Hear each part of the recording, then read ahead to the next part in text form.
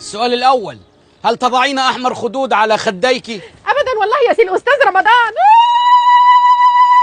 إيه مناسبة الزغروطة دهيا؟ وإيه اللي دخلك في الكلام؟ أنا بسألك عن خدودك ولا عن خدودي؟ رمضان. عذرا يا أمي. أمي جاوب يا بت. لا والله يا استاذ رمضان. لا إيه، أمال الدم اللي بيبك في خدودك دي يا بت؟ ده حمار رباني. هي حصلت تغشيش وأنا واقف؟ أنا بسألك ولا بسألها هي؟ انكتم خالص. السؤال الثاني، هل تصففين شعرك أو تكوينه أو تسشورينه عند الكوافير؟ طبيعي والله يا استاذ رمضان. لا ازاي يا بت وانا شايفه زي الحرير كده؟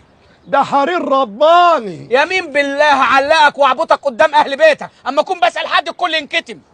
بت يا تهاني، عيناك العسليتين البنيتين اللي انا شايفهم دول عسلي عسلي وبني بني ولا لنسز؟ لنسز رباني. تصدق بالله ان كلمه تانية هطردك بره وما هدخلك لو جبت لي مين في البلد يا راجل انكتم. بت يا تهاني، انت ايه علاقتك بالراجل اللي قرفني ده هو المدعوس اللي منى ابو حجر؟ رباني برضه عاوزه تقول لك ابويا اللي رباني.